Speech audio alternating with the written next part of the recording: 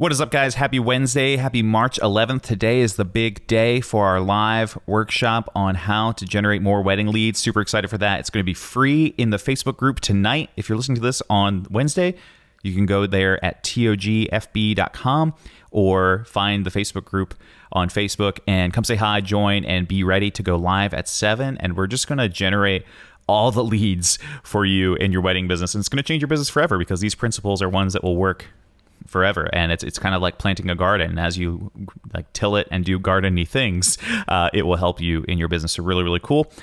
Really excited episode today. We're going to have Levi and Adonye from the Blacklight podcast. Those guys are incredible. We went really long on this one. So if you make it to the end, let me know, DM us, and we'll give you like a medal or something because I feel like it's really cool. But it's just a good episode. And, these episodes are about diving deep into the people's stories and how they got to where they are and what they want to do in the future. And it just went deep. And so I want to let you guys enjoy this as quickly as possible. So without any further ado, here is Levi and Adonye of the Blacklight podcast.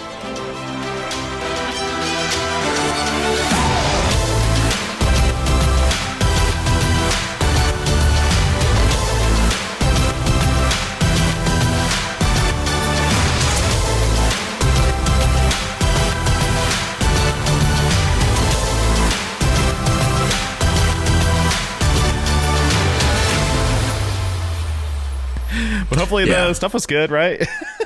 Yeah. It's like, oh, the content's so good. Oh, sorry, but you can't hear it. Oh. It's like looking through, I don't know, if you had mud on your glass for your photos. No, that's not the right analogy. It's like if you had things on your eyeglasses, like you're looking through it. And someone comes with a rocket launcher and blows you up. A rocket launcher. It's from Aziz. I'm sorry. Halo. It's like playing Halo. Yeah, Halo 3, man. But, yeah, man, great to chat. Thanks for having us on and good absolutely. to connect. We'll just kind of get rolling, and if we have to clean up anything later, we can. But yeah, I heard about you guys. So a buddy of mine named Sam Hurd, you guys had on your podcast, and good old Sammy Hurd. yeah, exactly. We're gonna send them this episode and be like, hey, you're mentioning this. No. And I was like, there are a lot of photo themed podcasts, or just podcasts by photographers, than there used to be 3 years ago. But a lot of them, so many of them are just like, hey, here's how to grow your Instagram following with this guest who has a huge Instagram following, and like it's like this inorganic, you're going to hear that episode multiple times on multiple podcasts from the same person, right? Right. And I just saw Sam post about his episode with you guys, and I was like, one, this is a badass podcast name, y'all. I was like, Blacklight, that's freaking cool. And then being a millennial, somebody was like, oh yeah, like photography, like film, and I was like, oh, I've never done that, so I did not get the joke. I just thought it sounded cool. I've never shot a frame of film. We shot our 1,000,000th photo for our company last year, and never shot a frame of film. Oh, really? Wow. That's awesome, though. Yeah. So long story short, I was like, these guys are cool, and I was just talking to a buddy about Anchor as well, which I know is like your guys' vibe. So. Please. So I'm going to start with basic. Like, tell me a little bit about each of you, and then collectively, I guess, like how you guys met and wanted to start this podcast. And we'll just kind of go all over the place today. AD, you should start. You should tell us about you, AD. Yes, my name is AD. I like to dance. I got some little ants in my pants. Take it, Levi. I want you to rap. If you don't rap, then give me some dap. That was pretty good. That's pretty good. Thank you. That is my intro to myself. I want people to know that I still have my day job as a photographer, so don't worry, I'm not going to quit it and start rapping. That's really it. Born in Nigeria, raised in the States. Here I am doing the thing. Bro, there's so much more than that, dude. There's so much more, but this is a limited podcast. Give it a 30-second snippet of you have this amazing your job history, bro. My job history. Yeah, just like you've done some cool stuff. My job history. You've done some cool stuff. Is that what you're asking for? You want my job history? No, just like just like overview of AD, bro. Come on. That is an overview, right? Born in Nigeria, you're a photographer now? Oh my gosh. Yeah. What's that journey like, man? Your journey is a lot different than Levi and I's. All right. Okay. Bullet points. All right. I once was on an assassin squad to kill a king, and I'm actually paraphrasing one of my favorite books. Do you read fantasy at all? No, I don't. No. Okay, well, never mind. I take pictures for a living. I don't read it all. No, I'm just kidding. I'm kidding. I would think that you might do audiobooks or something. Yeah, no, 100%. I read a lot of nonfiction, and then my wife is slowly trying to get me into fiction, and so I just, I'm mean about it. I know we just met. I think you should consider doing this book called Dark Matter. Oh, I listened to it. It's very good. Dark Matter or Darth Matter? Dark Matter. Darth Matter would be like a Star Wars spinoff. Yeah. Which would be awesome. Which would be awesome. Anyway, Dark Matter is it's just an interesting version. It's a short, what is that, 9 hours? A 9-hour listen? I can't remember. But it's a very short, really awesome listen, and it'll just get you thinking about different sort of sci-fi concepts. Sure. Things like that. And it's a fun listen. So if that's kind of why we made the podcast, because we wanted to have something for photographers to listen to that wasn't boring or wasn't hey, this is how the new lens works, which is fine. Yeah. But what you were saying earlier is that happens all the time. So we were like, let's just have something where people can sit in the room with us, because that's what Levi and I would do. We just get together and talk about, the deeper issues or the issues that were not normally seen in the industry, that was the thing about Blacklight is hey, let's put a Blacklight up to the industry and expose the things that aren't normally brought to light. Yeah. Anyway, that's all. That's all about me, which is nothing about me. That was really nothing about you. Yeah. Adonye is good at reflecting, and that's true. He is of the two of us. He is the more reflective, artsy type. That is totally not true. Levi is the pensive, sort of brooding. I was going to say the word brooding. Yeah, there you go. About me, I have been a photographer for 2012. So this is my 8th year shooting in general. Okay. A couple years ago, I pumped the brakes on shooting weddings as much, and I joined a creative agency. I subsequently left the agency, started working as a consultant, and that's when AD and I started the podcast. So shoot some weddings, but I launched a commercial studio called Set, and Set does commercial photo, video. It's essentially like a mini agency, and that's kind of what I'm up to today. Gosh, I see that. I didn't give enough information. Yeah. I see Are you guys that now. both, how long have you guys been in Colorado? Levi, are you originally from Colorado? I'm not. My wife is from here, which is how I ended up out here. Sure. I moved here in 2012. I actually moved from Lithuania. I was living in Europe, working at a university, and then ended up here because my wife and I were doing long distance dating at the time. So it made sense to end up here because I was making basically no money overseas. Yeah. And as we know, as people who photograph relationships for a living, long distance doesn't work. So I'm just kidding. At least not for too long.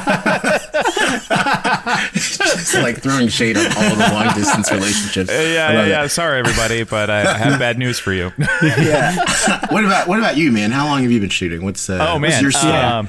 Yeah. So this is really funny. So I hate talking about myself like all of us do, right? So my big story, raised in a small town in a small state called Delaware on the East Coast, and single mom, didn't plan on going to college, none of my friends went to school. My parents didn't go to school. The plan was kind of to, get a trade, right? Both my parents are in trades. And then I ended up getting a scholarship for guitar. And, so had a full ride, went to college for 2 years. And then, I didn't know what to expect from higher education, and I went to a very conservative, very tiny Christian college where you couldn't watch rated R movies and you couldn't have girls in your dorm ever, and which was not something I cared about too much, but it was, hopefully that gives you a clue into the environment.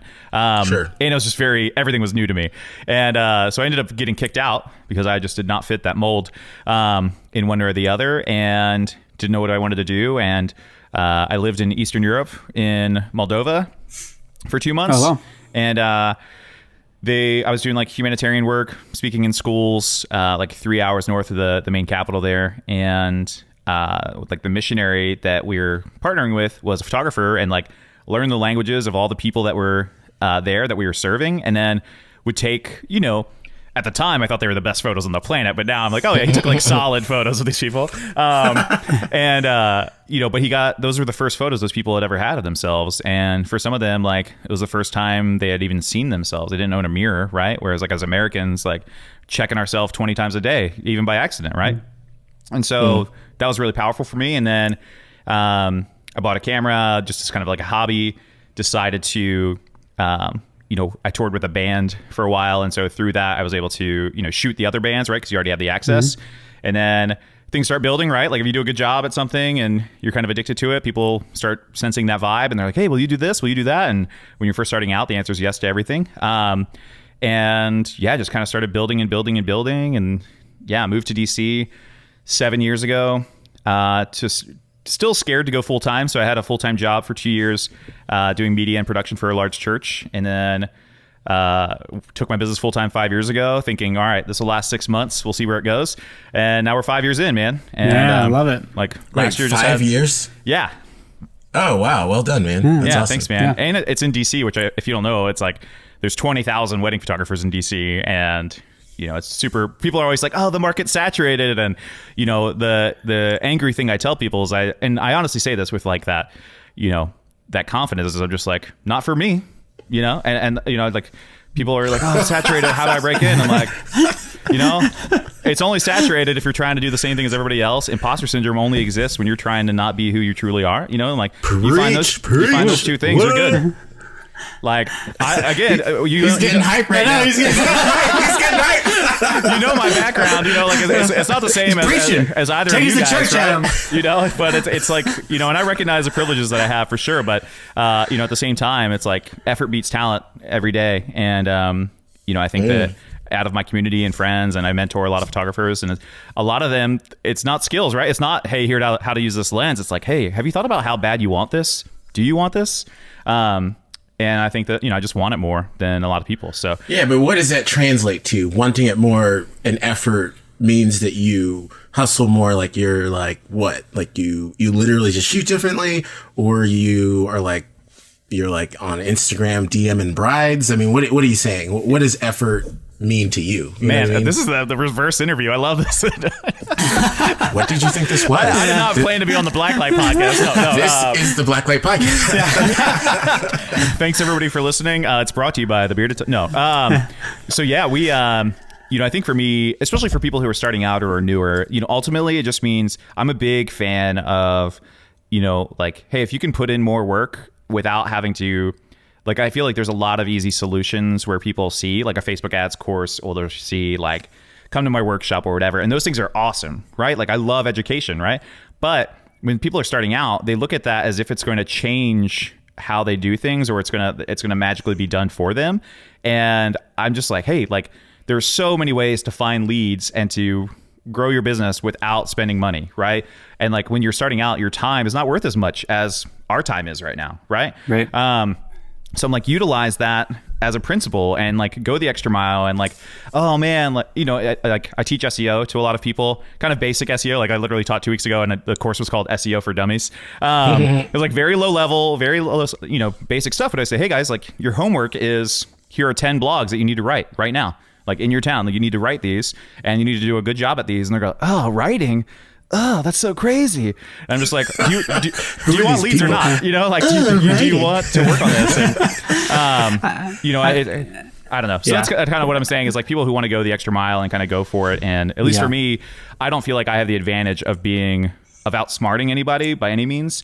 And so I just have to try and, be okay with working harder or responding better or better customer service or whatever that means. So yeah. Photo wise, I'm boring as all get out. So hey guys, want to hop in here and just share about one of my favorite partners. So that's Tave. Have you ever dropped the ball on a client or missed an email or forgot to schedule a meeting? It's awful, right? Not only does it make you look unprofessional, but it makes you look less valuable and is taking money from your pocket. That's where Tave comes in. Tave is one of the most advanced and customizable platforms for managing your photo business. It's what I literally use every day, and I've been a client of theirs for years. Before Tave, guys, it was chaos. I had to manage everything: calendar, invoice, quotes, proposals, payments, galleries, second photographers, all the BS. And it was awful. And it worked when I had like 5 to 7 clients a year, but now we're managing over 60 clients a year. And even as we grow our team, Tave is making it super easy to make sure that every single client still gets the luxury client experience that we want them to have. So one of my favorite features of Tave is the booking reports.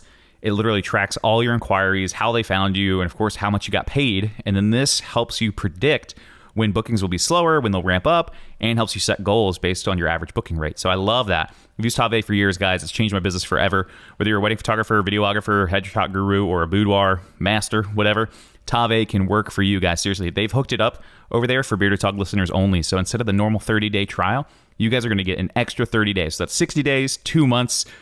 You could sing the Rent song. I have no idea how many minutes that is. But Bearded Talk listeners get 60 days total to try it out, set it up, and get your life back, guys. So head over to thebeardedhog.com/Tave and sign up. Get your extra special 60-day free trial today. That's thebeardedhog.com/TAVE to try out Tave and get your life back today. Thanks to Tave for sponsoring our show. Now back to the episode. Yeah. I mean, no, I think it's true. Like, so I've taught a lot of workshops over the years. Yeah. And people would always ask, like, aren't you like worried about giving out all your information at a workshop? And I was like, I'm never worried about that, because if there's 10 people at the workshop, maybe one of them is going to go out and do any of this stuff. The rest are going to be inspired for a day and go back to doing nothing. Yeah. Because wow. I mean, hashtag real talk. Hey, I'm not saying which one's which. I'm not saying which person's the one of the 10. But the reality is, people don't want to do the work. Yeah, and 100%. And they want it to be handed to them for the most part. Not everyone, of course, but like, no, and that's why they go to workshops, is they want the shortcut. They're like, well, how did he do it? I just want to go down his path. Right. I'm like, no, his path is his path for a reason. Yeah. Yeah. You know, not that you have to blaze your own trail, but the reason that it works for Levi is because Levi's Levi. Right. You know, like there's a lot about you that makes what you do work for you. And so, you know, most of the people, you're right, won't do the work. And then it won't actually fit their personality to do it your way sometimes. That's true too. Yeah. But yeah, I think a lot of people, you know, it's the same thing. If all three of us were like, hey, we want to learn how to throw a football better, and we go to like a Tom Brady workshop, right? And we're not going to be Tom Brady after that workshop, right? Like it's just not going to happen. And I think like, it's not to discredit people who pursue education, right? Like it's there for a reason. We love teaching. We want to share. And like, it's definitely, and I like those kinds of things, but it's always going to be showing you how versus doing it for you. And a lot of people hear the how to do it, and then they're like, okay, that doesn't seem like I want to do it. And then, you know, they write the review on the workshop. Oh, I didn't get much out of it. You know what I'm saying? Yeah. So no, it is. I mean, we had Sam on the pod a few weeks ago, and like you were saying, and I asked him how he did that like weird split photo with the nighttime. Yeah, the double exposure. Yeah, and I was like, yeah, I'm gonna do that when I'm in New York. And then I went to New York and I was like, nah, I'm good. Like, I didn't do it because it's a lot of work. And so where'd you leave your other camera for 4 hours, you know, while it was capturing light, right? It's like, yeah. And the first one he did, never mind. He did that first one with his passport. So I'm like, bro, I'm not going to leave my passport on my camera naked, you know, out in a field somewhere. But, you know, it is what it is. So that's awesome. Crazy. That's cool. Adonye, and can I say your full name, or do you just like being called AD? Oh, either one. I mean, you actually said it really well. Yeah, it's pretty good. I was impressed. Very impressive. Well, here's a trick. You're not the first Nigerian man we've had on the podcast. So wait, who'd you have? So a good buddy of mine here in DC, his name is Adonye, but we all just call him Dio.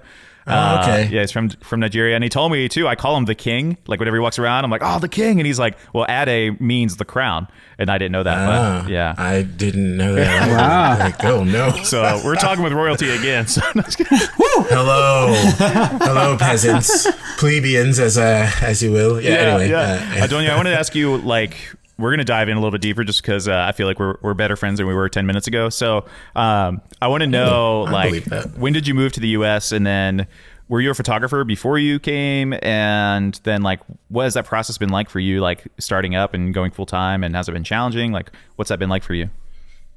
Wow. These are actually fairly easy questions. I moved to the U.S. when I was 6 months old, and so I was not a photographer before that. I was a baby, and I only came because my parents were coming. I was like, I guess I'll come, you know. And so, we moved to my dad was a pastor, so he went to the Southern Baptist Theological Seminary at that time. Now I'm saying they don't call it that anymore. They don't say Baptist Theological Seminary. Baptist. Yeah, it's just Southern now. Anyways, that's where I grew up. And gosh, I mean, every time I talk about that, like, we lived in sort of this huge apartment complex, or I guess that's what you would call it, for all the Southern Baptist students and all of their kids. And so it was one of the best places to grow up like I could ever dream of, because we just played all day. Like during the summer, we just like built forts and ran around, and all the kids were good and everything was fun. And, you know, it was just this amazing like way to grow up. And, so I don't even know why I told you that part, just because I love it. And I like it. That's awesome. That's at our school. That's the family housing, right? That's where people were hanging out. So yeah. And it's fantastic. I wouldn't trade that for anything. And then, I eventually moved out here to Colorado after college. And, I worked for another guy who was a photographer. Like I literally was like, hey, I want to learn how to take pictures. Cause in school, I was a psychology major, and they wouldn't let me take a photo class because it was like they were saving it for the art majors. Yeah. I remember signing up and they're like, oh, we it's only limited, so we can only give it to the art majors. It's like, why are you talking like that, punk? And so anyway, so I didn't so I didn't take a photo class in college, and then afterwards I started. You showed them. And I showed them. Little punks, I hate them. And take that, guidance counselors. So the road has been good and challenging at times. I mean, you know, I think I try to be very art forward in my job and like in what I put out, but at the same time, I never want to forget that it is my job. And so going to work every day, something Levi said a few years ago was like, hey man, if this is your full-time job, you have to make sure you're putting in, you know, at least 30 something hours a week, because that's full time. And it really like changed my mindset about work, and like, oh, like this is my job and I have to go to it every day thinking that it is. And so is it hard? The road is challenging, yes, but at the same time, I mean, I love what I do, and we all get to make photos. Before this, I was a window cleaner, and so that job was not like glamorous. I mean, you could say it was sparkly, but it was it's very clean. I want to roll today, anyway, like a dorky kind of roll.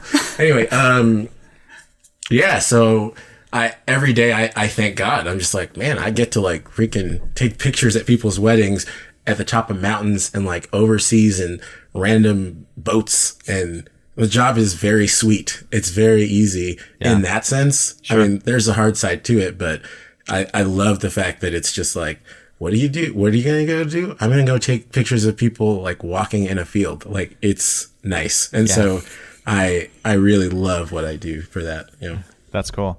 That's awesome. Yeah. I mean, it's one of those things where it's, you know, I was talking to somebody the other day, and we talked about how most of us, and this goes back to what we were talking about with just like work ethic and what that means. Like being a full-time photographer is my 19th job, right? Oh, wow. Dang. You know, for you guys, it's probably very similar. You know, it's just like, oh yeah, I was a window cleaner or whatever. Or like for me, I used to make burritos at Moe's, you know, so like queso, what's up? Welcome to Moe's! Yeah, exactly. You know, so it's like, you know, it's, you know, I cut lawn for a guy from my church, you know, Mr. Ken Dunning, the man. And just like, whatever, all kinds of stuff. Whereas like my wife, you know, she's about to finish her second master's, right? She's like brilliant, crazy lady. And she's like, Adam, I've had 4 jobs.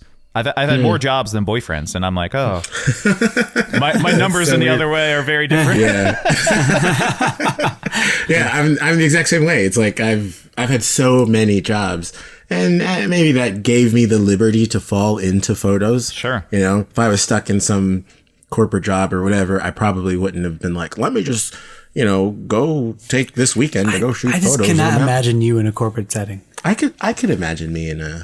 I miss The Office sometimes, because I feel like if I was like Jim from The Office, I'd be really silly or something. Like, who would you be on The Office? If I was in The Office? Yeah.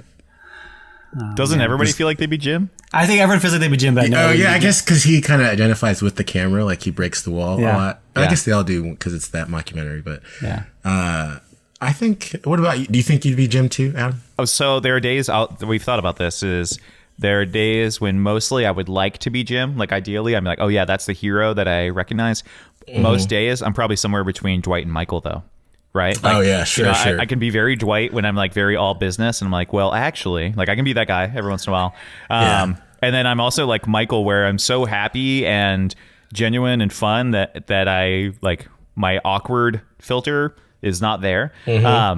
But hopefully people recognize that it's, you know, genuine, you know, good-hearted stuff. Sure. So somewhere in between them, and then, you know, I don't know. I've been married for 3 years, so the part of me being a heartthrob like Jim is just, Sure. that's 10%. Speaking of Jim as a heartthrob, it's so interesting on Amazon right now. Jack Ryan. Jack Ryan. Have you seen that show? Yeah. Gosh, it's so hard looking at him as like this type A, like sort of like military. Did you see A Quiet Place? A Quiet Place? Yeah. I did see A Quiet Place. Yeah. But I still think of him as Jim from Sure. The Office. Yeah. Like, no way. I'm just like, yeah, he's just a nice guy. Like, don't worry, he won't kill you. Oh, gosh, he killed you. Like, Jim, why are you bringing a gun to work? What are you doing? yeah, Jim, stop it. No. Like, it's so, did you like him in A Quiet Place? I did. Yeah. I think he did And great. also, he also was in I think he actually wrote A Quiet Place, which is actually, Yeah. which is crazy. It shows that he's actually like, oh, that's pretty talented. But he also was like in, Ben Affleck. He's like super talented. what's the 13 the Hours? Benghazi? Yeah, 13 Hours. Benghazi. He was good in that one too. I was like, dang, like. Yeah, I think it's. I he was buff. don't think he does a bad job. I think it's his face. Yeah, that's why I think in Jack Ryan, I made him like grow the beard and stuff. I think they had to like Make him look. Yeah. I mean, he is like ripped in it, and so I'm like, dang, this guy got jacked. But it's also just kind of interesting watching him because I'm like, but he's so nice. Like, Yeah. Be like, where's Pam? What's going on? No. Yeah, I was like, you just half expect her to come around the corner. And be what was I like, going to say? He was on, or Dwight, I guess, Rainn Wilson. Was on Dak Shepard's podcast, and one of the things was that, like, after The Office, Dwight literally couldn't get any other jobs in TV because it was like, we either want you to be Dwight's character or nothing, and like if you look at his movie career, it's like not that there's stuff out there. He's done stuff, he's gotten work, but it's like this balance of like, no, like you're an icon. Like even like Jennifer Aniston, like she's been in 2 movies since Friends, and then she's now in the morning show, and there's so many people who are like, oh, we never got to see her like this, and she does a great job, right? Like she's a professional actor for a reason. Sure. But it's like people don't see that, and I feel like for The Office, like other than what is Ed Helms, Andy Bernard, I think him, Steve Carell, and then like Jim. They're the Jim. Those 3 guys, it's like those are the only people who have really made a career outside of The Office. Oh, Mindy Kaling. Yeah, Mindy Kaling, yeah. But that's all I can think of. Yeah, I mean, it happens a lot when actors are typecasted because of some star role, and so they'll start turning things down. But I want to say, like, it's so interesting when Jim Carrey did that Eternal Sunshine movie. The Spotless Mind, yeah. What is it? Eternal Sunshine of the Spotless Mind. Yeah, I remember thinking it was such a diversion. Like, he kept doing movies that I thought were interesting, but I know him as this funny guy. Everyone does. And then he did, what was that movie where he was, like, in a dome? Oh, Truman Show. Truman Show, which is one of my favorite movies from back in the day. But have you seen that? Yeah. Adam? Yeah. Yeah, and it was like such an interesting departure, but I love it when like a comedian especially is able to like break free and do something like totally out of their wheelhouse. Well, it's not out of their wheelhouse, just out of what we know them. Right. I mean, I think one of my favorite roles with Steve Carell is actually in Little Miss Sunshine, when he's like, I thought he did a killer job in that movie because like this like suicidal, depressed guy, and I'm like, man, he just like sold the role really well, and it was such a departure from. Do you feel like you were able to like let your mind go and let it just be not Steve Carell, not Michael? Yeah, with Steve Carell I can because he's been in a lot of stuff. Sure, and I think he actually is really versatile. We're actually watching the morning show right now. I feel like Jennifer Aniston's is like, I think she does a great job. I think Steve Carell does a good job. Yeah. Is Reese the Witherspoon morning too. show a movie? It's a TV show on Apple TV Plus. You watch Apple TV? I got it for free, so Yeah, with the new Nice. iPhone, you get it for free. yeah. Oh, really? Yep. Yeah. See, there's too much TV for me. I can't do another streaming service. It's too much. It is too much. We talk about this frequently, but it is too much. But that's where, like,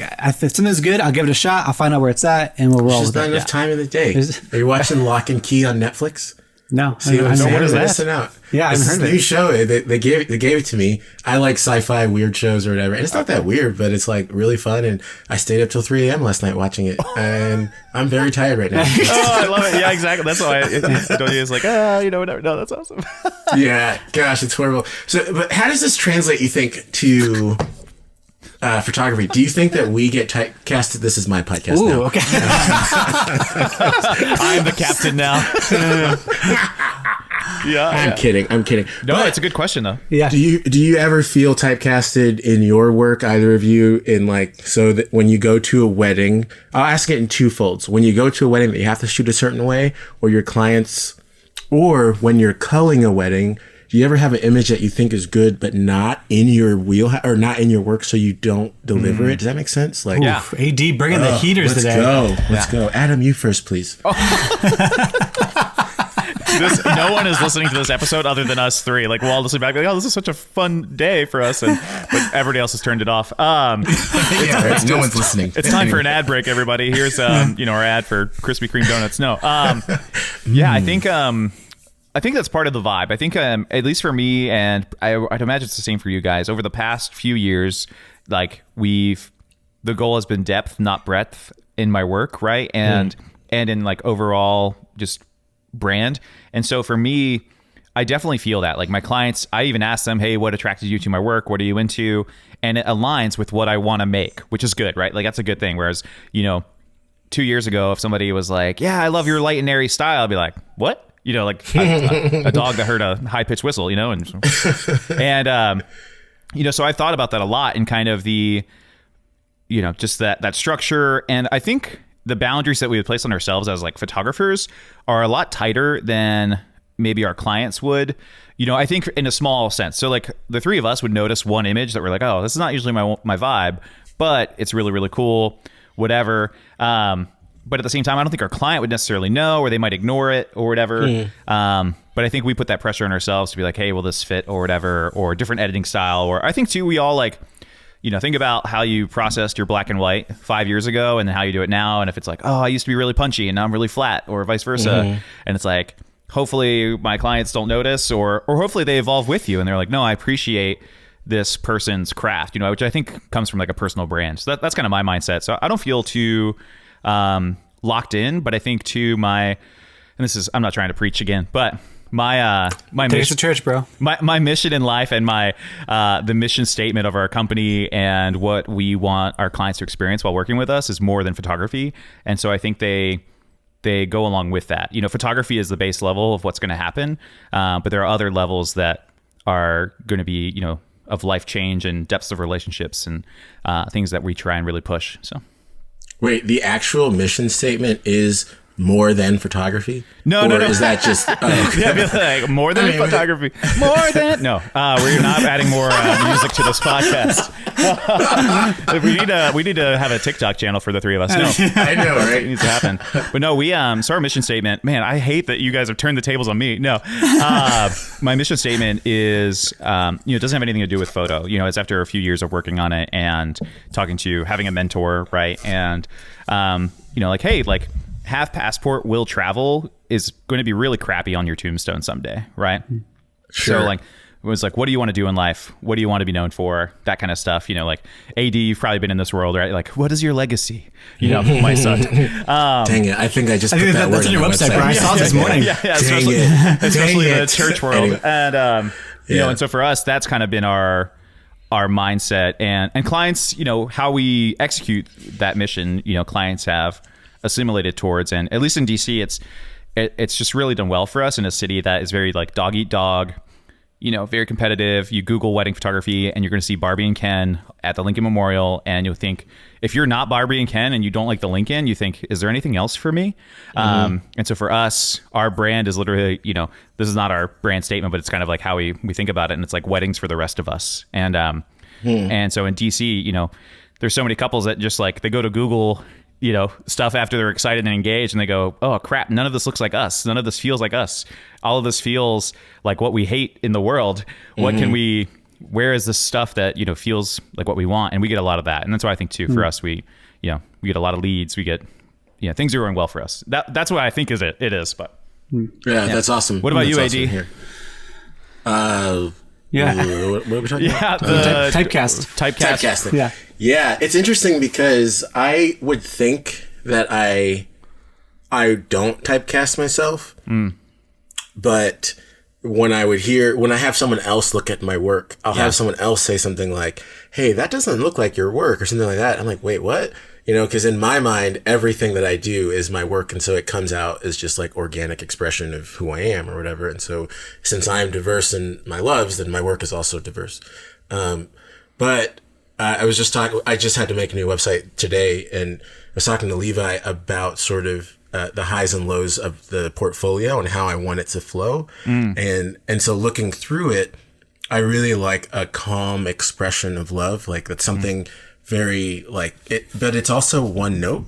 And so when we were looking through it, I was like, I want to add more like unbridled joy. And we literally just had this conversation like right before we got on the pod. It's like, I need to add more notes of like extreme joy because people know that I am not typecasted in this like sort of calm, introspective sort of love, which I really love, but I'm doing it to show my range as a photographer. It's like, hey, look, like if I was a musician, I want it to be very like, it can be classical in feel, but yet like super like energetic and like fun and all that. And so the range of human experience isn't limited to whatever I think of as in terms of photography. It's limited to what my clients show me, and they show me a full breadth of things. And so I like what you said about depth and not breadth, but I also, but I think for me, it's a little bit different.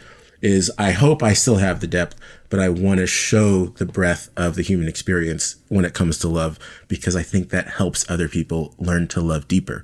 Whoo! Anyway, so yeah, that's kind of where I am. I think you can have the breadth of the human experience and how people experience love 100%. I feel like that's our job. I think the depth and breadth thing for me is more about honing into who you are, whatever that is. You know, I don't think that I'm speaking about like a pose or something like that, but your style, your brand, what your images represent and feel when they happen. You know, I think if you talk to, and this isn't your thing, but I know a lot of people I talk to, a lot of my mentees, they'll tell me their brand and they'll say, hey, this is what I'm really into. I'm really into like, I want to be the nerdy wedding photographer, right? Like I want to have all my weddings have lightsabers. We're very into this, whatever. But then you go to their site and it's all pretty light and airy stuff. And I'm like, well, why do you have this on your site? And they're like, well, and I'm like, because you want to make sure that, you want to show people that you can do everything, but you're like, that's not what you're passionate about or not what you care about. Right. And I'm not sure that is for you, but as like somebody who wants to go deep with people in general and deep with work, I think there is a fear as people who create crafts that are circled around our personality to say, well, I want to be loved by everybody. And, I want to make work that shows that. But I think it's more fulfilling when like every single one of your clients is like, AD, I want you. Do it your way. Right. And, and so I think there's like an element to that I don't think that is reflected in your portfolio in the sense that you don't show that by any means. I think you have a style and I think it's awesome. But I think that's really sweet. Yeah. That's Yeah. Really nice but I definitely I resonate with like, your Instagram versus your portfolio, at least today, I'm like, oh yeah, this is very different. But like, he's probably... Wait, no, tell me about that. What do you mean by that? Yeah. No, seriously, tell me. Like, because I don't hear that often. Like, what do you... Yeah, well, no, this is... and again, this is...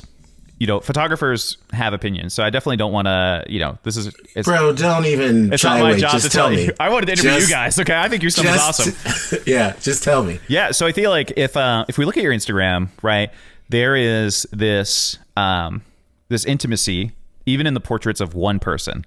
There's like this feeling. There's creativity, obviously, right? Experimentation. It's all about like the vibe of how the images feel. You see some experimentation.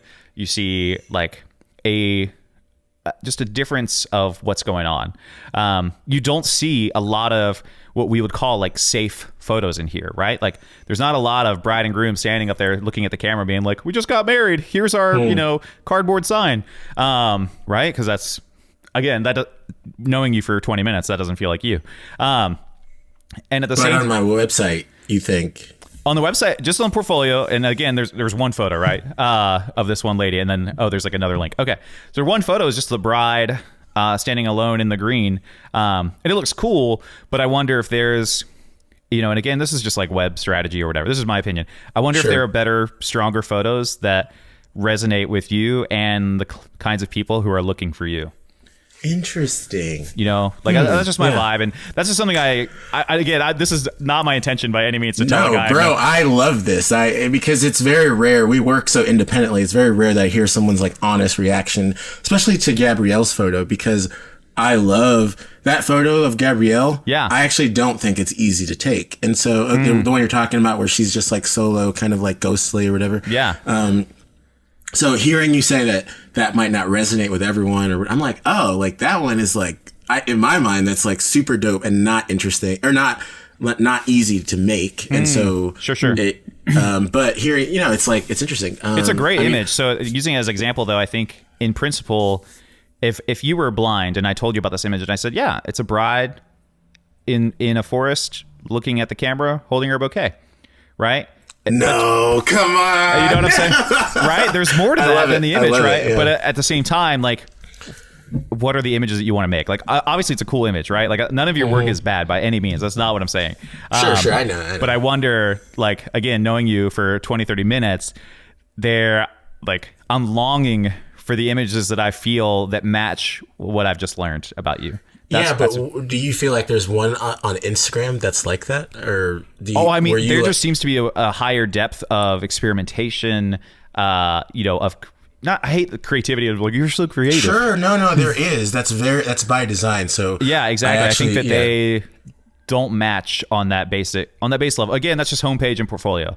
Honestly, the problem, there's a reason for that, is because for a while I was shooting super high-end weddings. Yep. And so with those like luxury weddings, they wanted, all I would do is people would call, or like planners would call and say, hey, look at or send me your website. I would send them a website. The client would look at the website and I would book them without even talking to them. Yeah. And so luxury weddings want safe things. They want things that are just like, hey, can you take a picture of me in front of this really expensive thing in this really expensive dress? Yeah. Yeah, that's what they want. And so I'm changing that right now. Okay. And so I love the feedback. Like I can't tell you how much I really appreciate it. I just like, again, I totally get the luxury events vibe. And again, in DC, that's a huge thing, right? Like there's a huge 1% where, probably the most famous DC photographer starts at 19K, right? And then goes up from there, and she only does 15 weddings a year and she's popping, right? Like that's her thing. But I think she's also a 1% kind of person, in a nice way. Like she's very into details, very loves France, right? DC's a French city, like just very into it. Whereas for me, I'm like, that's not my vibe at all, right? Like it's not. Yeah, sure. It's photography for the rest of us. Exactly. Yeah. And I still get paid. Like we book. Weirdos have money too. They just allocate it to me. Like I still book 5-digit weddings, and people are like, "Really?" And I'm like, "I know, right? My work is so boring." But it's it's for people who want something different, or whatever. And AD again, like, again, I don't know how long you've been shooting or anything like that, and none of this is like critique by any means. But I'm always trying to encourage people for depth. And I'm like, all right, what do we want to show? And your Instagram is like incredible. You're a freaking rangefinder rising star, right? Like, embrace that and be like, yeah, I won my award for this work. What's up, ladies? No, I appreciate that. That's you're the man, dude. Yeah, it is. It's interesting because Levi and I have talked about like how we want our music or our your rap work. Yeah. Well, how we want our work to feel if it was music. And so my response to that has always been, I want it to feel classical, like a classical song, but one that's very avant-garde. And so and so that's just kind of my, like, was raised in Savannah, Georgia, after Kentucky or whatever. And so I have this sort of romantic feel around love. And so I still want to do things that people aren't doing that are different, but I want to like present it in this very like classical way. And so I don't think that it's easy to make that photo. Yeah, people think they can. Difficult. Yeah, but that's sort of where that's the lane I want to live in. Whereas Levi, you're more of like, I want my imagery to be a dope remix of one of your favorite songs. Of one of anyone's favorite songs? Yeah, just like, so, I mean, okay. So it came out, she released a single very recently. I'll find the song. It's I Will Follow You Into the Dark, which is a Death Cab for Cutie song by Maya Falik, I think. Okay.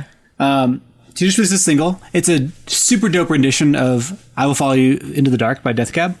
And I love the original song by Death Cab, but like it's just has so much like depth to it. There's just different instruments. It's, you know, she's a woman, so her voice is different. And I love that there's like things that I love that are familiar, but also in a totally different way. Yeah. And so I think that's like kind of that's maybe not a genre, but there's an element of like familiarity, but also changing the norms, I guess, of what I like about how my work to resonate. Sure. Well, and too, just going off that song, just as a musician, like that song is folk, and it's not a roller coaster. It's more like a reverse lazy river.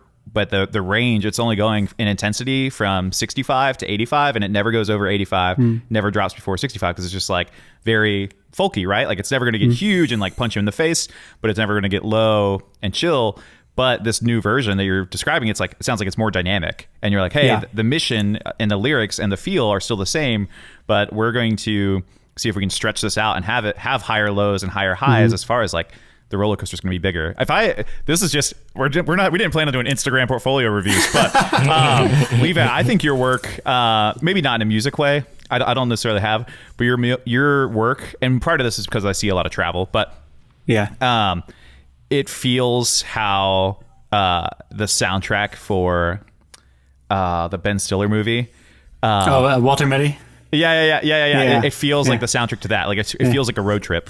That's perfect. Yeah, that's perfect. Levi. Yeah. And you know, like my music is like heavy metal, and we were trying to piss some people off, but in a really nice way. Like it's posed, you know, gorgeous humans, but I'm like, oh, you wish you were this happy. You know, like, oh, you wish you loved people this deeply. No, Levi, I want to talk about you, man.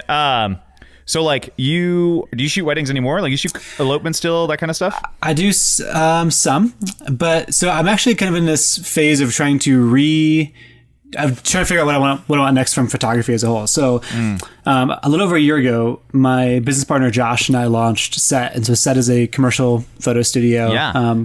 And we do commercial, we do photo, we do video, we do kind of everything. We're basically an agency. Yeah. And so with that, I stopped doing as many weddings. Like I did like 6 last year. And so this is going to be maybe a longer version of the question. But go for it. We got time, man.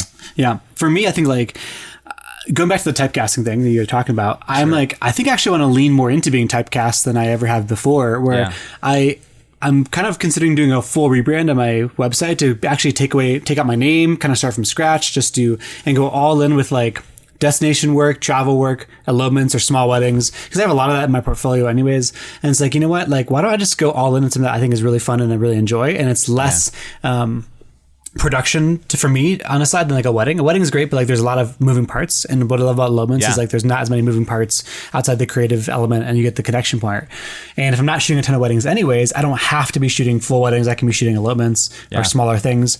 So I'm actually like in the process of trying to figure out how do I re-engineer my work and my website, and probably actually even like the name of my company to be geared towards that. Sure. While at the same time we are launching, like keeping Set growing. Totally. And that's like, it's interesting because with Set, our commercial studio, like I've seen so much has changed in a lot of ways of just like even understanding how work happens and how you get work. Going back to like the effort piece. One of our clients is Toyota. And so we do some of the regional stuff here. And my business partner, Josh, like he went to their local agency that they use regionally. Yeah. And he went and he'd email their creative director, like on the account, like frequently. Yeah. And then he'd go and bring a coffee into their office and like, yo, can I meet with like Brian and just like have a coffee? And he ended up winning the job. And that's the kind of like, with Set, like we've been doing like, dude, last summer we were just blasting out cold emails all summer long, just drumming up work in our first year. And it's crazy to see like what that brings like in time. Like this month went from like, I think when February 1st hit, we had like no jobs in the books for the month. Yeah. And as of right now, it's like so insane for this month that like we are probably gonna have to close our books down for a few weeks. Yeah. And that's just like, that is just I think this element of like effort is I really want to be intentional with what we're doing and how we grow it. Yeah. But I think in terms of like shooting weddings, I think I'm in a new era that I'm trying to figure out what that's going to look like for me. Like, how do I continue to grow with the things we're growing that are going well, but how do I also like not take this skill set I've spent 8 years building and just throw it away? How do I still curate this into the next thing and reinvent it? Yeah. No, that's absolutely like a crazy struggle. But you see that in wedding photographers all the time, where like one of the things Sam always talks about is like, how long will photographers do this? You know, or at least wedding photography in general. And it's like you start building this wedding photography thing, right? It's bigger and bigger and bigger and bigger and bigger. And then you have this other desire, right? Maybe it's a podcast, maybe it's commercial work, whatever. And then it's small. So you're like, oh yeah, this only takes up 10% of my time while you're still doing full weddings. But then kind of like your passion starts growing over here, right? And you have set, right? For you. And for a lot of photographers, they have like another thing, you know, and for you and for myself, I think you're starting it out of passion, whereas we've seen a lot of photographers who start something because this isn't big enough yet, and they're like, no, just keep putting all the energy into the main thing, whatever that is. But eventually both get really big, and then now you're Venn diagramming them, and you're like, okay, how can these? It's like transforming to what is the next iteration of Levi. Yeah, and I think that's where I'm trying to like always. Yeah, I'm always worried about biting off more. Like, oh, I probably bit off more than I should have bit off because. I have 2 other companies in addition to set and other stuff too. And so like, there's just like, man, we got so much stuff going on right now. Like, how do we just keep laser focused on the things that are good? And how do we not add more to the plate? Right. So I think it's cool to see things growing, but also trying to say, how do I be strategic with things? And I think that's something I've always, for better or for worse, because there's been better and worse elements of this, is like, I think the strategy piece is really big for me. I tend to be like a forward thinker. Like what's the next step? What's the next goal? I think for a lot of wedding photographers, the problem, I mean, AD talk about this on the podcast frequently, it's just like, there isn't that much of a insight into what happens next. Some people are fine shooting weddings forever. They're like, I'll shoot weddings till I'm 50 and I'm good with that. And for people that have that, that's great. But a lot of people like start really young. Like I started shooting weddings and I was like 21 or 22. Yep. And so I'm like, man, like that's, if you work from the time you're 22 to the time you're 62, and you shoot weddings for 10 years, that's only 25% of your career. So you have so much more of your career outside of weddings. I think a lot of people don't think about that. And so even if they shot for 20 years as a wedding photographer, that's only half of your career. And think like, how do you leverage what you're doing into the next thing, or how do you apply the skills, or what do you do after you hang up the hat?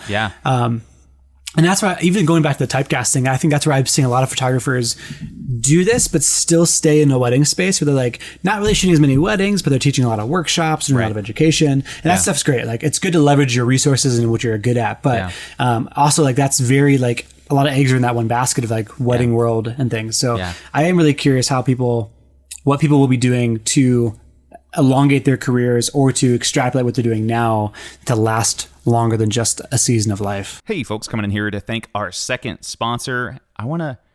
Hey guys, coming in here to thank our second sponsor. During wedding season, I'm always thinking of how I can expand and generate more revenue for my business. It's something that we all need to be thinking about. Most of the time I come up with ideas and whiteboard and attend workshops, and they're just like, hey, do in-person sales. And you're like, that doesn't feel like me, but how can I make more money? Well, I didn't have an answer, and nothing usually happened until Photo Booth Supply Co. Photo Booth Supply Co. is an incredible photo booth company based in California whose sole goal, guys, is to help us make more money. I have their new booth. It's called the Salsa, and it's leveled up Mesa photography for sure. I chose the Salsa specifically. They have a few different photo booths, but I chose the Salsa because it fits my brand. There's no printers, paper, ink. There's no huge cases. It's light enough like you can take on a plane. It's incredible. It's digital only, selfie style, and it's eco-friendly. So if you have clients that are into that, it's a really big sell. It's all in one. It literally takes 60 seconds to set up the Salsa, and the booth will run itself. It's light enough too that anybody can add it to their trunk or put it in the back of an Uber if you're in a big city like us. I usually work alone, so I want to make sure that it's something I can bring. It weighs about the same as my camera bag most of the days. And I even know plenty of photographers who bring it with them on destination weddings. So my favorite part with Salsa, guys, is not just that it's generating more revenue for me, but during weddings and events, it's actually doing marketing for me. So for every photo, boomerang, GIF, or video that it takes, it's actually creating an email list and a text list of everybody's phone numbers and emails that they've collected while they have taken their photos, right? And it sends them to them with a pre-made message that says, hey, you guys look good. You guys look great. Come find me on Instagram. And I usually will end weddings with more Instagram followers than I started with, and even get a few inquiries from couples who were at that wedding and were so impressed by the photo booth. So it's really, really cool. I love that it's doing marketing for me and making me money. Salsa is also super affordable, guys. So other booths cost a ton of money to start in, and it's just like, it's very stressful, very affordable. They even have payment plans that are super easy, so you don't have to save up to start making more money. You can just start today. All right, guys, so head over to thebeardedhog.com/booth to get your Salsa photo booth and start making more money on every wedding today. That's thebeardedhog.com/BOOTH. big thanks to Photo Booth Supply Co. for sponsoring our show. Yeah, no, 100%. That's definitely been on my mind, like, since getting married. I got married almost 3 years ago, and, like, love what I do. The, wedding photography is going better than ever. And so you have this, like, the basic strategy is if you're by yourself, right? You're like, okay, well, I get more leads than work that I can take. Let me raise my price incrementally until I hit a threshold, and keep trying to raise that, and then, do less weddings at a higher price point. But then it's like, okay, well, that still relies on solely you, and you've built this brand that is only utilizing, a certain percentage of its skill set. Is there ways to maximize this, right? And then, like, education.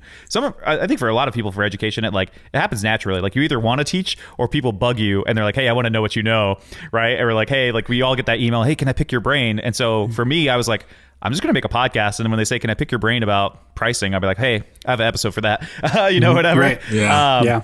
Let's save us both time. And then, if you really, how bad do you want it, right? Going back to that, you'll listen to this free episode, and then we can go from there, Right. But yeah, I think for a lot of just solopreneurs, it's like, when it's service-based, it is like, how do I make this bigger than myself, whatever. And that's not even thinking about like Sam and I talk about, is just like your health. Like, our dream is to have dress pants with knee pads in it. It's like, hey, you're shooting weddings. It can be hard. Especially for me as a big guy, like, it is not, I'm trying to prepare just in case, and, and see what we can do and move forward. And I think if photographers think that they're going to do wedding photography for 40 years, at least the same way that they do the first year, we haven't seen that yet, right? Like, I only feel, I guess it would be like Susan Stripling, maybe Cliff Mountainer, like the old school folks, like that's all we have for longevity to show. Well, I think for me, that's a misconception, only because I know so many photographers who have been doing it. Yeah. They're just not on Instagram. Yeah. Or they're not, you just don't know them, and the way they get work is so different. But when I started, we may not know the name John Dolan, but he's a very I love prolific, John Dolan. Yeah. He's very prolific. Busync, all these old names of photographers who we don't know. I know plenty of photographers in their 60s who, like, I started working for this guy. Wedding photographers, John Hudetz, Travis Broxton, like, they're not even, and their work isn't the same. Like, we work in such a bubble. Yeah. That it's interesting. Bubble. Yeah. It's interesting hearing everyone talk about work, because the way I'm looking at the photos in the back on your wall, and I'm like, I might have shot that, like, he's blocking it. Can't see it. But the one to the right, in the street, like, the way you shot it, the way you composed it is very similar to how I would think and compose. Totally. Travis doesn't shoot that way. Yeah. John Dolan doesn't shoot that way. We all shoot. And so I think we see sort of what we do, and that's fine. And that's also speaks to a certain type of client. And because it's so funny, because we're always like, I want to shoot my client, but I'm like, we're all shooting the same. Like, in this sort of bubble, it's all the same. Like, everyone's cool, everyone's hip, everyone's fine, and so knowing who Travis Broxton shoots and all that kind of stuff, when you talk to him, he's like, yeah, I have 22 weddings this year. I'm like, what? Like, it's crazy, but he is.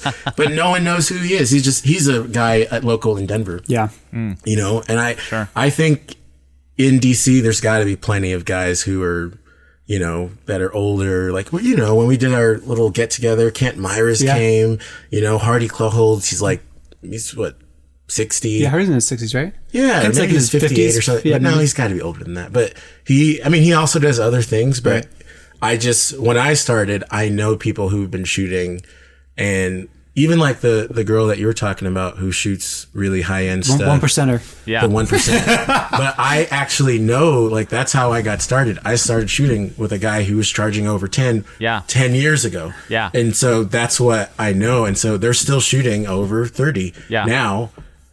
But we have no scope when we're charging 3 to 6. Mm-hmm. We're just in a small bubble of hip photographers who are doing something.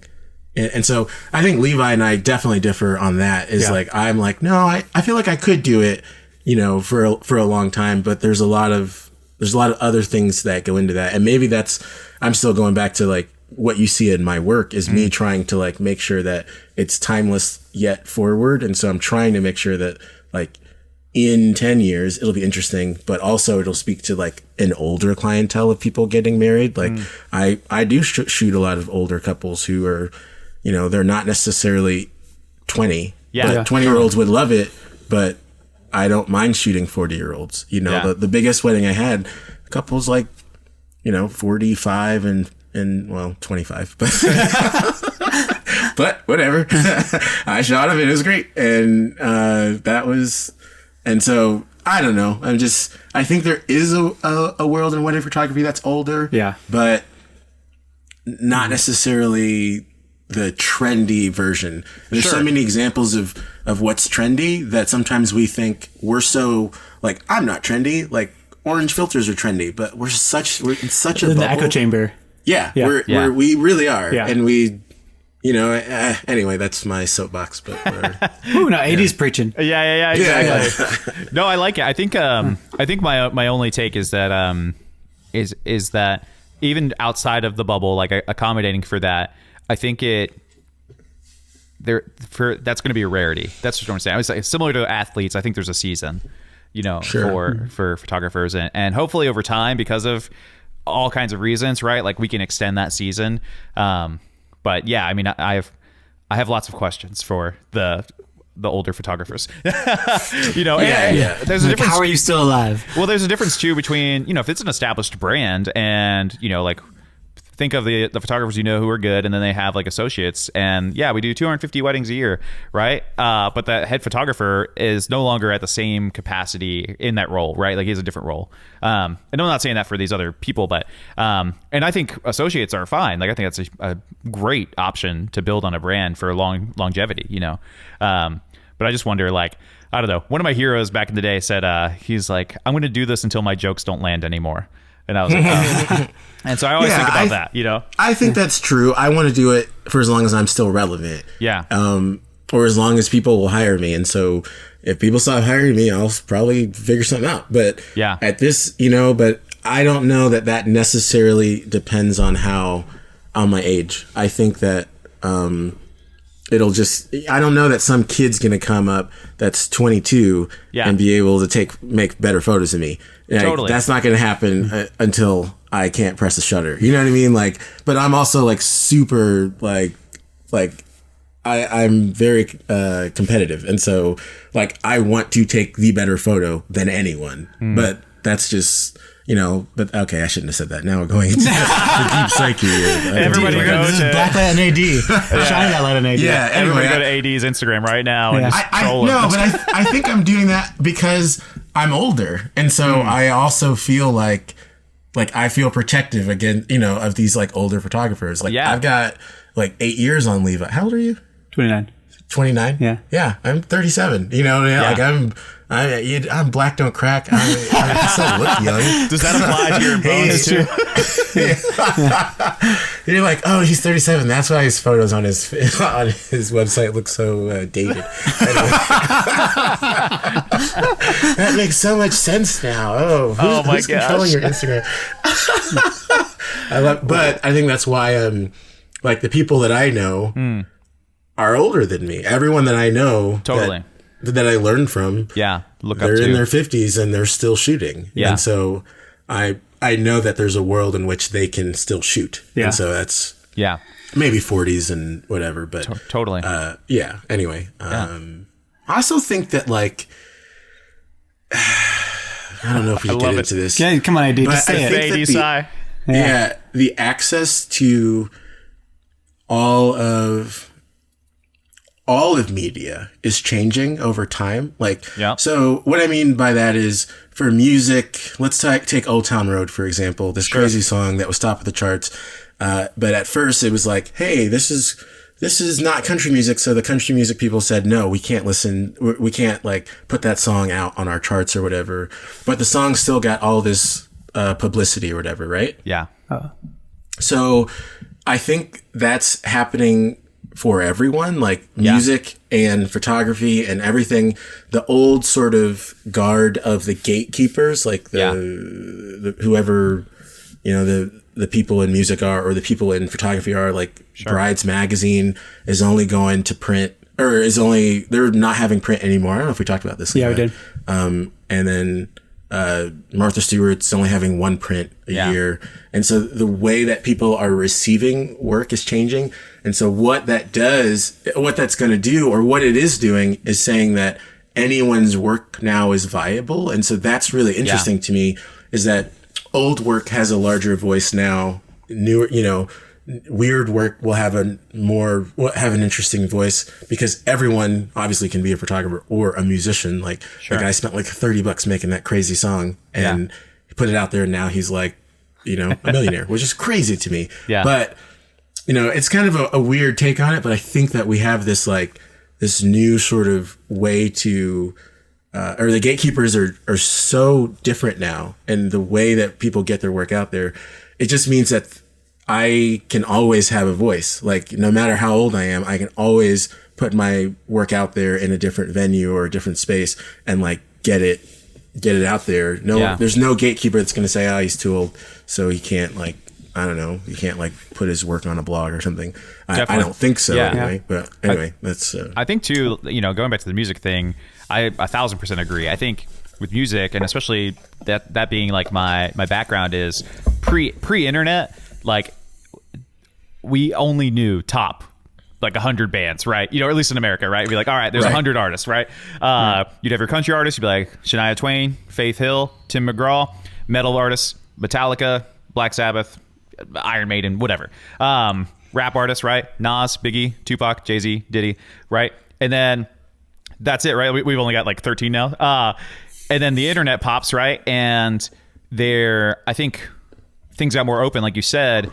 And what's cool is there is a niche for everybody, right? So like I used to always say, like, hey, if Marilyn Manson can have fans, everybody can have fans. Right. And, because that was a niche, right? And then the niches have gotten even bigger. And then it gave, like you said, like a voice or like a megaphone to these other places that we would never notice, right? Because of the gatekeepers or record labels, et cetera, and because of access, right? Sure. And then exactly. like on the photography side, I 1,000% agree that like wedding photography 20 years ago, on average, looked the same, right? It had a middle whatever, right? Like, okay, this is what it looks like. And because of the internet, you have, well, and again, there are other people that do this, but just for examples, right? Like Sam Hurd on one end, right? Mm-hmm. And like Fair, Where Easty, they're hanging on that side, right? And then on the other side, we've got like, Caitlin James, Jose Villa, whatever, that kind of thing. And then, the three of us, we're dancing in the middle, right? Or we're dancing towards one side.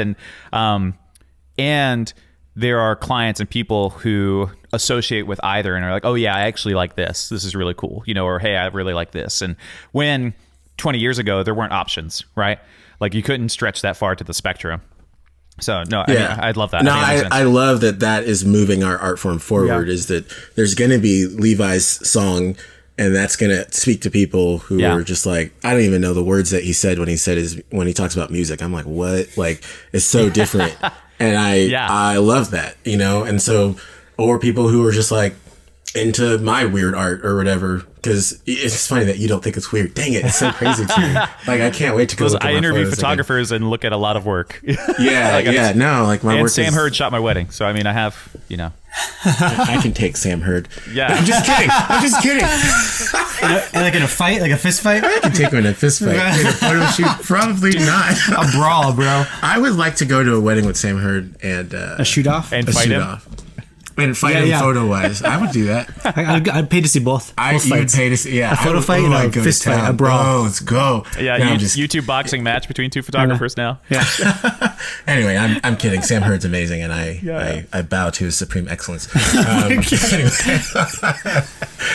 He's great. He just texted me about pillow recommendations. That's awesome. Instagram. Of course he did. Yeah. Awesome. He's like, you seem like the kind of guy that sleeps a lot. What's your pillow recommendations? Yeah, tell me what pillow you use these days, man. Like, that's gonna be my new get to know you. Is that like an insult? Like, I can tell that you're snoozing so much. I can tell you sleep a lot. What pillow you got? You must be good. Yeah, you look well rested. What are you resting your head on there, Sam Hurd?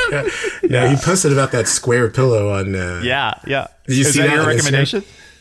Then he sent me a link to buy it or to like look at it, and I was just like, oh, that's interesting. I don't know what it is, but I said something like, oh man, that's really cool, or that's interesting. Yeah. And he was like, oh yeah, let me tell you about it. So it looked like a really cool pillow. AD, I'm going to tell you this. You might already know this, but if you could be friends with like people who are into IT or just a little bit nerdy, they will have a suggestion for you for everything and be ready to tell you like why this pillow is better and why this pillow is better, and then like whether there be apps to be like, oh, you like that calendar app, let me tell you about this calendar app, or whatever, right? And then like with the Wirecutter website, they'd be like, oh, I just bought the Wirecutter pick, like all of us have the same spatula now. Yeah, that's funny. No, I used to want to, before, I mean, I'm older, but I used to want to have a website called like ratings.com where everyone would just go and rate things and like everything. Like, from like it's you like, would rate could your you buy coffee. stuff there? Huh? Could you buy things on a website? No, it was so literally just Amazon ratings minus Amazon. You can't buy anything. Everything's there. But everything, like we would rate you, Levi, and like your teacher, and then your spatula, and so everyone could put everything against everything else. Because I love like the idea of like this one's competition. I love that competition. That's like Black Mirror. So, oh, you don't have a good enough rating to get into this club. Yeah, exactly. So you'd rate, but anyway, I did do it. That's terrifying. It's not too late, man. Yeah. Yeah. Anyway. Yeah. I mean, you should just make your site hot or not. And just go for it, Oh, I love it. All right, awesome. Tell me one last actual grown-up question. No, I'm just kidding. I love this episode. This is great. This is the best episode of our podcast too. You just basically said this is also the best episode of your podcast. Yeah. By the Obviously, way, it's not. You're the best welcome episode of for your that. Exactly. I mean, this is what happens, guys. I mean, 3 good mics, videos working, internet's popping, everybody's happy. So everybody's happy. What do you guys have planned for this year that is different in the past, and like what are you struggling with that, or like what are you scared of, and then but what are you idealistic about it with? Does that make sense? Yeah. I guess what's a goal, but then like what are you nervous about? And sure, it's funny because it kind of goes back to what we talked about typecasting, but I in my work, like here I live in Denver, Colorado, I put out photos of the people I take photos of, and it's definitely like homogenous. It's like a very like like white couple standard, or REI whatever. models. Yeah, Colorado. But I love my clients. They're all really interesting, but I want to make sure it's that I'm servicing all the communities and everyone is very welcome. So my brother lives on the East Coast, and so we want to start another company called the Brothers Benson. That's our last name, Benson Jaja. And so he's a photographer as well over there. And so it's just going to be featuring African American couples, and it's going to be based in where we live. We're from Savannah. My sister lives in Atlanta, and so I'm in New York a lot. And so I want to just make sure that people know it's like, hey, we have a high level option of imagery that's out there. The fear in that is that I don't like online work at all. Like I hate Instagram. I'm not great at any of that stuff. And so I sort of have a fear that it won't, that I won't be splitting my time. And, obviously starting a second photography company is just, there's a lot of red flags that come into that. Someone said to me that it was like, listen, when you start thinking about starting other companies, you are maybe starting them out of fear. Like, why don't you just separate your own work and just put more African American brides there? It's like, well, I can do that, but I want them, or I should say us, to know that there is a definitive home for that style of photography, that we're catering specifically to that need. And then over here, I'm catering to a different need as well. So I'm not sure. I haven't really thought through it, which is interesting because I try to think through everything, but about I don't know what you think, Levi. I mean, it's also different functionality though too. Like you're working with your brother. Like you can't really do that. You can't do that inside of your own company, but like there is a different level of like core essence to the company that is different than what you're doing solo. So to me, it makes sense that'd be a separate brand because it's engineered differently. And it's not that I don't show African American couples on my site now, or that I don't photograph them. I do all the time. But I remember I was second shooting for a buddy, and the couple was African American, and they were like, "Where are you? We didn't find you. It would have been interesting," because they identified with me, and I was like, and which is a weird thing because I don't. AD. We've talked about this, Levi. Is that all of my what do we call it? Like all my sort of kings or queens or the people that I look up to, they're of all different nationalities, and so I really love that about sort of how I view the world is that I respect people that are of all places and all colors and whatever. It doesn't matter. And so having a lot of white people on my site is like, it doesn't, and I never really thought, I have to be so intentional to like make sure that African Americans know that they can be welcome on my site. And so that's what this new site is. But at the same time, wondering like what that says and all that kind of stuff is kind of where my mind's been in the last few weeks. Yeah. AD, can I ask you a question? And you I'm going to say no. I'm afraid of you. I'm kidding. Good. I'd be like, listen, man, I just love you and I want you to freaking be whoever you want to be. No, but I want to ask you a question. And this is going back to the depth, right? Why not? One, obviously, like if the work with the brother is just a different mission, cool idea, new project, awesome. But is what you guys are going to do something that's really attractive to you and that you would like to do in your own business as well? And if so, why not? Like, you've been to the workshops where they tell you like show what you want to shoot, right? Like, I think there is like, why not? What if all the African Americans in Colorado, all 6 of them or however many there are, like they were like, AD, that's my guy, right? They might even use a different word, right? But they're like, that's my guy, and he's going to photograph our wedding. I'm going to give you the realest answer. Oh, okay, I just want to know. Yeah. I'm going to give you the realest answer. Is because I can't believe I'm going to say this. Hey, bro. Should I say it? Yeah. Okay, I'm going to say it. We can always edit it. Yeah. The realest answer is. Come on, bro. This is the Blacklight. This is the Blacklight podcast. Yeah. Now I'm ready. Seriously, man, come on. I think the realest answer is that there is a fear that the main sort of like where I shoot in Colorado. Yeah. I photograph the popular culture, is that the popular culture will see that I am a minority wedding photographer and not hire me. Yeah.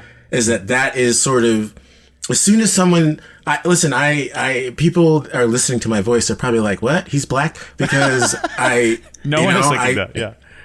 Which obviously I identify with being African American, and that's a wonderful part of me, but my heroes are from all spectrums. And so what I'm saying is I know this idea that as soon as people see, he's an African American photographer, they don't go down that road. And I know that to be true, like with movies. I remember sitting in a movie theater and some kids were in front of me and they're like, I think the girl was like, hey, do you want to see the Denzel Washington movie? And the guy was it was the new remake of that kids movie. Remember?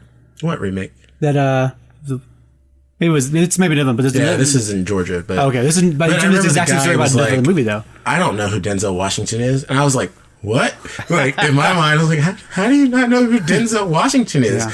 But there is like a division between popular culture and thinking that if someone's photographing black people, or if I show that a lot, that they won't hire me, and that's the main that's the main group that I photograph out here in Colorado. And so it goes the other way as well. Like I think the minorities don't know that he can handle African American skin tones, and all that kind of stuff. I'm like, culture, I can handle it. Have you seen me? Yeah, like I can handle it.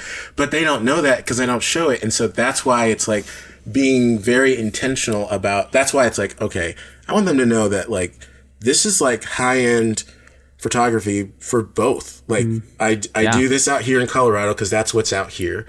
And this work is based in Colorado. And I do show African American clients and whoever I do, but it's not the majority of what I photograph. Right. And then on the right side, it's like, hey, like this is where we are. And if I was to go and move back to the East Coast, I could see myself maybe just doing more of a split.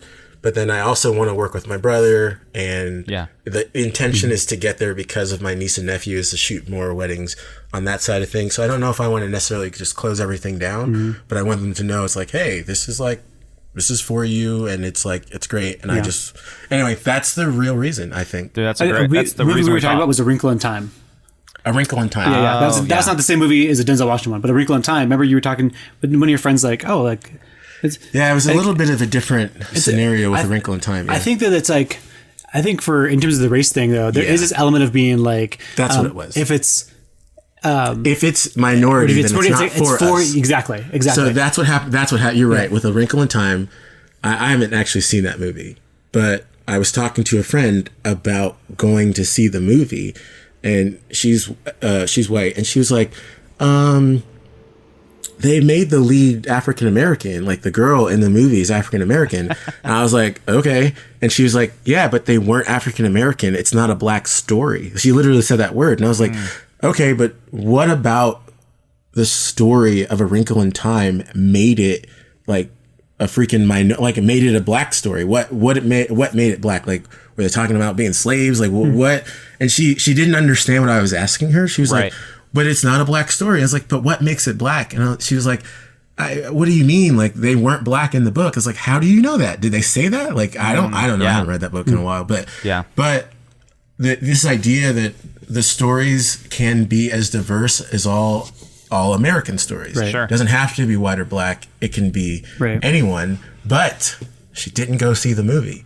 And you know what I mean? And that's the part that I'm afraid of. Yeah. Yeah. I just want to, again, I feel like people have tuned out. It's just the three of us now. No, this is good stuff. We're just talking, bro. And this is, so my company's mission statement, the first thing it says, AD, my mission, the reason I exist as a person is to eliminate fear. So here's what we're going to do. So the first photo you see on my site when you log in is of two women in their engagement session, right? So nothing crazy, right? Straight couples still know that I'll shoot them, right? But I'm taking a stand on what I believe, what I want to shoot. I'm also, my job, kind of like you mentioned too, is like, I want to create a place through my brand where those couples are welcome, right? And I think for you, again, this is whatever you want to shoot. But I just want to invite you to feel more comfortable diving in to something that might feel like a passion, although it might feel like not a good marketing idea.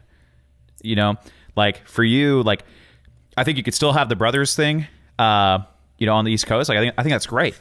But also, if that's something that you are passionate about, but it's just a little bit, you're scared of this hypothetical reaction because of these two uninformed white people situations, right? Like, those people, she's not your client. Wrinkle in Time lady is not your client. Sure. And I think, and again, we're not inviting you. I'm not telling you that every photo on your site should be African American people. But again, if that's your passion, like if you were going to be a dog photographer, but you didn't have any dogs on your site, right? And this is not equating African Americans with dogs by any means, but if that was your thing, was like pet photography, and you had no pets, you're good, man. Like I'd be like, AD, like, where are the pets, man? Like, where's the top 10 dog shoes for snow this winter in Colorado blog? Like, where is that stuff if that's a passion? And for you, I think going back to the imagery, man, like, something we talk about with my mentees all the time is just like, stop playing it safe. Like, you're selling yourself short if that's what you want to do. If you're like, hey, I love shooting all kinds of weddings, and actually, even as a minority in America, I don't get to shoot as many minority weddings as I would like to, but that's just part of the deal. That's Colorado. I think that's fine. But I also, I wonder, and my big thing is that, like, there are people looking for you as a photographer who are African American or from Nigeria or any kind of facet of your personality, and they're not finding you, or they see your work and they're like, oh, another white couple on my site, great, and they click off, right? Bounce rate goes up. Yeah, but I don't make it sound like I don't have African American people on my site. Sure. I have all people on my site. Yeah, I've shot gay weddings, I've shot all minority weddings. Like, so the site is actually fairly diverse, but the majority of who I photograph is also represented in the majority of the photographs that I put on my site. It's like it is an accurate representation of the imagery that I create. You know, Sure. because I think it's a chicken egg situation though. When they tell you to show what you want to shoot, the idea is that you're trying to change that ratio. You know, we want to show more of diversity or whatever you want to call it to get more diversity. You know what I'm saying? It's just strategy. That's just niche. You know, that's just like, that's what I would tell people. If somebody said, let's flip it the other way, right? They say, I really want to shoot luxury weddings, but all their images are of them in a fire hall with a jukebox and, you know, fire equipment all around, right? I'd say, hey, well, we gotta do a styled shoot or something, or like we have to strategize to get more of this. If that's something you want to shoot, if that's something you're passionate about, that's all I'm saying. That's the thing, man. I don't know, Levi. I don't necessarily want to stop doing what I'm doing. I love my business. I love the artistic clients that I get. I love, you know, I want people to hire me on the merits of the work. Sure. You know, regardless of that. And hopefully who you are, right? Like, and what your brand represents. Yeah. No, I differ on that quite a bit from most photographers. I like my clients, but it's very often I go to a wedding and I haven't met the client ever. I've never spoken to them. We're not going to be friends, and that's fine. You know, like but they hired me because my work or the art that I will deliver is superior to what they'll find, which is funny because this is a departure again from like what everyone else says. They're like, oh, I want to like be your friend, and I want to like, and I think that's dope but I can't make 35 new couple friends in a year. Like that's a lot of new friends. I have my friends, and that's, you know, as reality TV would say, it's like, I'm not here to make friends, you know, like although I do love the people that I meet, and I hope that I do have friends that are clients, but for Adonye Jaja, it is a high-end business. That's my name, but also my business. But and so I want it to be like, no, the planners pitch me, and they will pitch me for high-end imagery, and the clients will hire me for the art that I will hang on their wall. Not because, I mean, they will meet me, and on the site it's very friendly. It's not like I'm like a cold person. Sure. But they need to know that the imagery I'll give them will be superior, and that's why they will hire me. Not because I'm funny, or not because I'm like going to be their buddy on their wedding day. It's like, some of them, especially for luxury weddings, you don't become their buddy. And if anyone's telling you different, they're just selling you. Like at luxury weddings, it's not how it works. And so I hear you, and I see what you're saying. I think it is also great to be your friend, and like you're gonna be there with the person for hours. So it'd be dope to have someone who's cool at your wedding. It's like, yeah, you're gonna be with this person. You need to feel comfortable. That's all good. It all works. Yeah. All of these avenues work, but for what I'm trying to do with it, and maybe that's the difference between what you're seeing in the site, in the work, is that it does seem a little like colder on the site. It's going to be an old site. I'm changing it right now anyway, but is that I want that to be different. And so the Brothers Benson it's funny because you're actually making me think about it. I haven't actually finished my thoughts on this. Yeah. And so I love you. Yeah. Wow. This is great. AD, here's the question. And this is up to you, man. This is the real deal though. Are you a specialist or a generalist? That's the question. There's no right or wrong answer. That's right. But in luxury weddings, and Levi will agree with me, like eventually the quality of the photos will be the same. The democratization of photography is going to make it to where like there are 10-year-olds on Instagram and YouTube who are just as good at guitar as I am. And I would, a school paid $100,000 for me to go there, right? And eventually the work is going to be the same. So what will differentiate you and your brand? And it's not about friendliness. That's not about friendliness, man. Like there's a difference between like a plumber and a guy who specializes in like high-tech valve systems, right? One is a specialist and one is a plumber. And I think for you, I just want to know, are you, and again, these are just thoughts. These are just critical thinking. Is like, do I want to be just another wedding vendor, or do I want to be Adonye? That's such a great question. And I think Levi knows what I'm going to say. I think I know too, but I mean, these are just good questions, for. For me, there's such a big difference between actually like actually owning this company as my job. Yeah. I'm Adonye when I go swing dancing, when I play chess, when I bake bread, when I have meals with my friends. You know, I am me no matter what. No matter what. When I go to the wedding, I'm going to hold stuff. I'm going to give my socks to my clients if they forget them. That's who I am. I will be that person because I'm a servant at heart. Sure. But I don't use it as a selling point. I could, but depending on what range in photography you're shooting, it's going to be very dependent on how you need to market. So if you are shooting McDonald's and Wendy's and Burger King, you need a Whopper. You need a Big Mac. You need a McRib. You know what I'm saying? Yeah. But Sure. At some point, if you're like this high end like burger from Gordon Ramsay, he is a specialist. Yeah. And he just is who he is. Yeah. And he sells less burgers at a higher price. Say what? He sells less burgers at a higher price. Yeah, but that they are better burgers. Yeah, like, 100%. So I don't think that the work is normalized. I don't think that if you and I went to a wedding that we would come back with the same photos. I actually really believe that I would. Your photos would be great, and my photos would be great, but they would be different. Yeah. And I don't know that. That's the whole point about like that photo. And maybe I'm going to take it down now because you think it's easily replicatable. Because no, that's not the goal. Like, that's not what I said. That photo just doesn't feel like Adonye.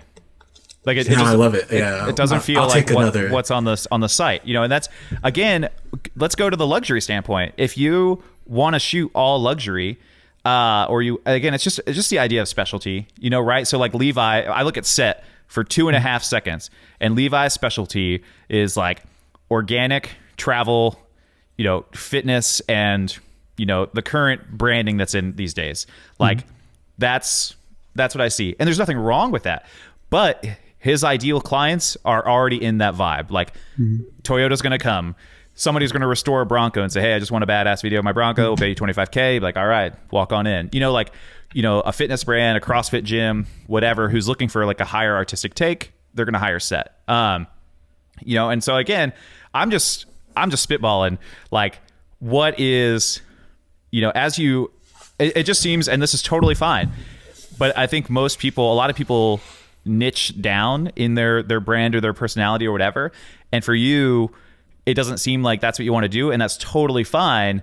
But I'm just curious as to why. I think that's my yeah. No, listen, I do have a brand, but my brand is very based on my art, and so my art just is what it is. It's what my wedding photos hopefully are the same as my street photos, or hopefully the same as like my portraits. It's all just, it is who I am, no matter what. So 7 years ago, it was really big to have the 3 words. It's probably still big to have the 3 words about what your business represents. Like, oh, are you high or like a sun-drenched, energetic, fun? And you put those words, and that's how you get your ideal bride. And believe me, that was what was preached, and it's probably still preached, and it works. I'm not saying that it doesn't work. But for me, it would be the art. I want people to say yes or no to the photos. Like, hey, that photo, wow, that's different. If they can hear it and say that's interesting, or that's different, or that's beautiful, or that it's pushing photography forward, then that's my client. If you see the photo and you're just like, yeah, you know, I don't want it to be trendy. I don't want it to be like too weird. For a while, I was in Fearless, and I wanted to take all these like photos that were just like hip and cool and edgy. And I literally stopped, and I was like, no, I want it to be like softer yet forward. But if you don't, I had a bride a couple years ago who was like, yeah, Jose Villa, like everyone loves Jose Villa, but I think that we need to start looking at work that's moving photography in a different direction. And that's, I you know what, I sound like I like love my work like I'm just like any other photographer where it's tough. Like it is really hard, and I hate it all the time, and I'm gonna go relook at it all day today after what you said. I'm like, man. And so, but I want that for everyone. I want everyone to, like, I think it can be art. Yeah. Whereas I think we're still in this thing where most wedding photographers think they're wedding photographers and not necessarily artists. And I want to be known as an artist. I want my work to stand up as art. And so you're going to see more of that on the site. You're going to see things that I want this to be one of my biggest, I'm talking too much, but I drank a lot of coffee today. That's really what happened. Levi Just brought vibing, bro. Yeah, I love it. exactly. I think anyway, Levi's whatever. along for the ride. I'm along for the ride, dude. Yeah, Levi, what happened, bro? I need you. What's your thing? What? Oh my gosh, how much? 2 hours later. Yeah, golly. Everyone's gonna hate me. This AD doesn't understand the industry at No, all. bro, you get it. You're just doing your thing, man. Yeah, exactly. For me, so 2020 goals. Want to be deciding what I want to do with my wedding brand and how I want to split that up and how I want to either maybe launch a new brand with a new name, maybe associate for the photographers, or kind of sort how I want to do that. Another thing that me and my business partner instead are working on is we are going to be launching an apparel brand this year. Awesome. So we are in the process of raising funding for that and figuring that out. That's cool. So AD's like, yeah. So I'll show you. yeah. So we're in the process of figuring that stuff out, and yeah. But there's a lot of stuff. My fears are one, taking funding and losing everyone's money. That's a big fear. Yeah. My other fear is just like being stagnant and waiting too long to actually make a move on my wedding work, and then not being able to like actually book anything because I just lost relevance because I didn't actually make decisions quickly. Yeah. So I really want to make decisions in the next few weeks about like what I want my wedding stuff to look like, and then just kickstart it, go, and just kind of go all in. So.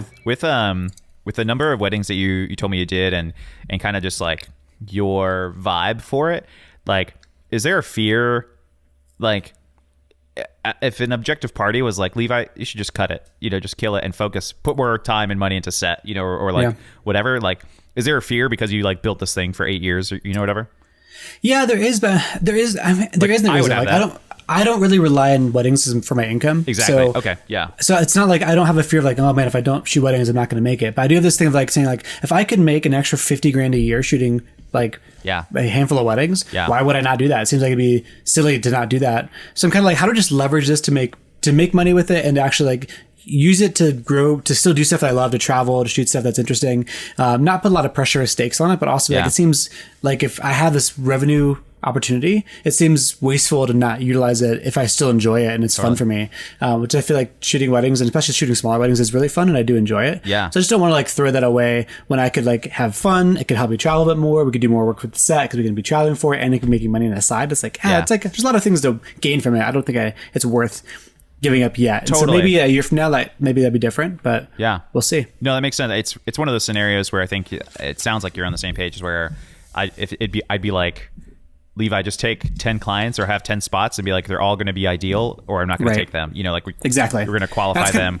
That's like 100% where I'm at. Is like, if I'm going to take a wedding on, it's going to have to be like a great fit all across the board. Like it's basically just three things. It's going to be like, awesome, like really great connection, really great location, and really good money. And it's got to be at least two of those things to make it sense for me to like take those things on. Yeah, it's got to align with your values at this current point, that are a lot different than 8 years ago, right? Exactly. No, they were. Yeah, they are and they were. That's awesome. Cool. Well, cool. I don't want to make this go any longer. But we have to. What about you? What are you excited about, man? Oh, man. AD, put me on the spot. So, yeah, man. So I kind of, long story short, over the last few years, we've been like diving deep, and that's been my thing, is to niche down and say, okay, like what does our brand represent? And that's helped us stand out in a heavily crowded market. And I think for me, that something we're trying is we're going to try and bring on associates. I had 4 interviews yesterday, and we have like 2 people that I'm really excited about, and it's kind of interesting to like hire another person, and especially another photographer, and all the fears. And I've ping ponged like back and forth really extremely to where like I talk to some people and they're like, hey, you need to run a really tight ship, and you need to have contracts for everything. They'll never own the photos. They'll never be able to post anything. They'll have to credit you anytime they even think of the photos they took for you, whatever. And then I've heard like the other side of that, which I kind of lean more onto, is like, what kind of brand do you want to run, and do you want to want to run a brand where people would want to work there, right? And say, hey, like it'd be really cool to work with Adam, not under Adam, like as a teammate. like our goal is not to have like a B team. I want people to inquire and be like, hey, we actually want Levi or we want AD. And I'd be like, oh man, really? I'm available. And they'd be like, no, we want AD. Like that's my goal, to find the right people who just maybe like they hate running a business, like they're amazing photographers and they're amazing with people. And I'm like, hey, let's throw as much money as possible at you guys and let you do just those things. And we'll handle about all the BS, So that's my hope my hope, and we're doing that a little bit based off data because of I use Tave or whatever, but just kind of like how many weddings we turned down last year because of budget or I was already booked, and we're not assuming that we could book all of those, but that number, even if we booked like a quarter of those, it'd be a substantial amount of money in weddings, and those are clients that for me I feel like are, since they don't go with us, I fully believe this, that they're going to have a lesser experience with any other vendor in our area. And so I am passionate about saying, like, hey, there's still a place for you, right? Like if we're weddings for the rest of us and they aren't able to work with us and they find just another wedding photographer and they feel about it, I don't want that. Like I hope people when working with us are more excited about, the experience and all that stuff. So, the fear is that it'll be awful. Will couples book? Is the trust that I've built up in my own brand enough to say, hey, I know you're inquiring with me.